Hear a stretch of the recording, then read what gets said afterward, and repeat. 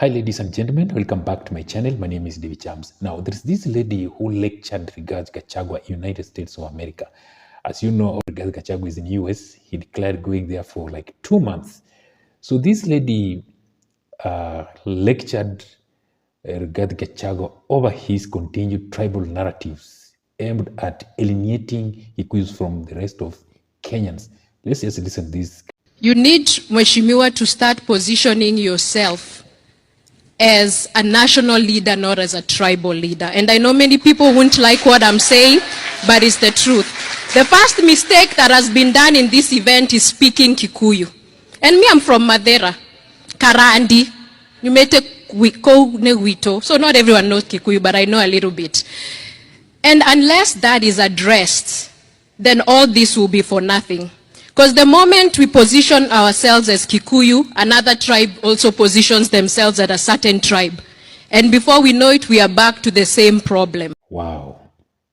That lady has really spoken out her mind and facts. Now, there's this proverb that says, when the drum beat is only heard in one homestead, the whole village cannot dance. This African proverb aptly captures the current controversy surrounding former Deputy President Gachagua conduct during his visit to the United States. As you understand, Gachagua declared will be going to US for 2 months, and he's currently in US. But his visit to US has turned into something else, whereby many Kenyans, both at home and in diaspora, are voicing growing concern over his, seemingly tribal approach in engaging with only with members of one community. And let's call black and white, spade a spade. He's only engaging with the Kikuyus, despite Kenyans being home to more than 40 tribes. I'm not saying Kikuyus are bad, but many Kenyans are complaining, including that lady you've heard her speaking, complaining about Gachagua's, being tribal in Kenya. You heard it just the other day, Davadi complaining, unabeba tabia mbaya from here to Kenya. You export bad manners. Let's listen to this clip from Davadi. The diaspora, they are so integrated, wanakaa kila mtu wanakaa kama sisi tunataka tukae hapa wa Kenya bila ukabila. Sasa wewe unapeleka ukabila, you are exporting your bad manners from here. Shame on you. Now, well, in a country that's Mudavadi giving his views. That was a few days ago after, I think that's when Kenyans had started complaining about Gachagua in the US. So now, in a country that has suffered for decades under the weight of ethnic divisions and tribal politics, such actions are not only, regressive, but also dangerous. Why? I'll say this because as a proud Kenyan and concerned citizen, I must ask this question.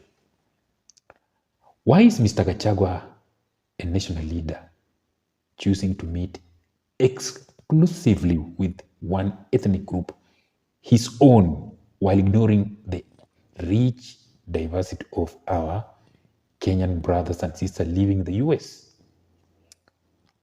And I'll repeat this. I'm not saying Kikuyus are bad, but I'm just trying to understand you.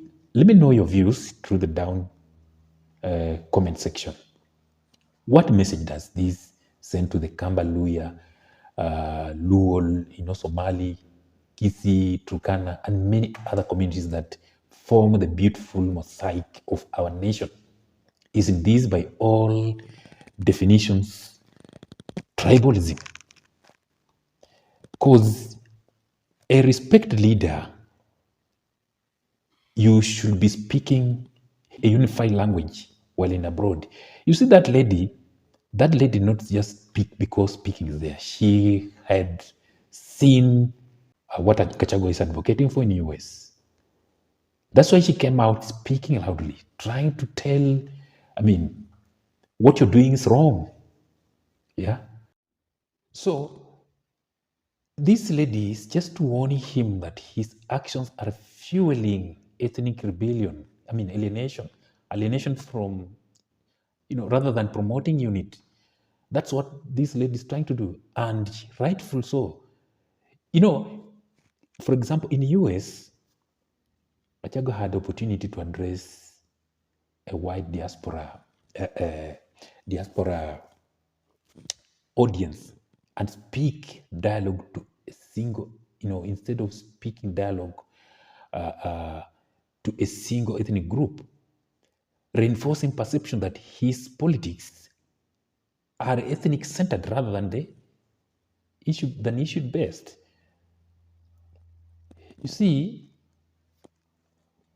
I'm sure many Kenyans believed that after Gachagua flying to US, they knew that he's going to represent the whole country. He's going to meet the whole Kenyans, the 42 tribes in the US. That's so. I believe in US you have all Kenyans, all tribes represented by tribes in Kenya. So this behavior is one of the many reasons why Gachagua may, I'm using the word may, never fit to lead Kenya. Because leadership in Kenya today calls for a unifier, a visionary mindset. We Kenyans need someone who speaks one language that unites all the tribe. Yeah, that's what I'm saying. Today's Kenya calls for a unifier, a visionary, and someone who can, bridge our tribal divides, not widen them. That's what Gachagua is doing in US. Gachagua with current mindset is better suited to support another candidate in 2027 rather than seek leadership himself. I'm not refusing what he's doing. He's doing good. He's the best at criticizing the government, correcting where the government goes wrong. He can do better in opposition. But a nation leader, no. Because a nation leader must rise above ethnic loyalties and represent all Kenyans equally. So I want us to look into 4 reasons why Gachagua is increasingly being viewed as tribal based on his conduct in the United States. 1, selective engagement. By choosing to only meet one community abroad, Gachagua excluded other Kenyans' communities. This sends a clear message that he is only interested in promoting the welfare of his own people and not the nation at large. So point number 2, reason number 2 is ethnic rhetoric. Gachagua has history of making ethnocentric statements, often invoking Kikuyu interests and grievances while ignoring the broader Kenyan's context. This language continues to alienate other communities and fans the flames of divisions. So Gachagua has been during that, he's been even back home. And that's why you heard Mudavadi telling him, unapeleka tabia mbaya huko, exporting bad manners. The next point is lack of national agenda. In the US, rather than speaking about nation policy, alienda huko to speak about something else. Yeah, he just went there focused on one community. So instead of speaking national language, economic opportunities, or diaspora development, his conversations involves largely around ethnic issues. This betrays narrow political vision. Hata huko nikushua amemwona kaona jamaa what he's doing is not something good. He's not a unifier leader.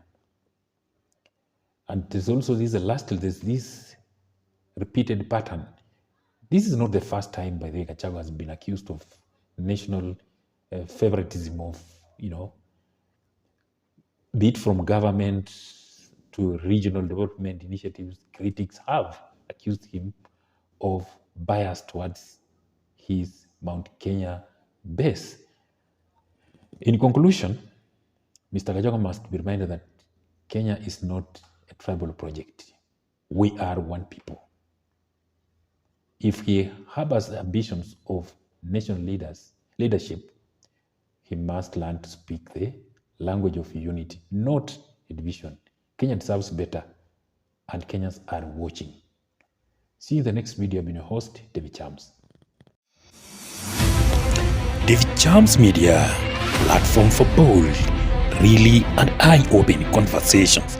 We are committed to bringing you raw and unfiltered content that captures the pulse of society.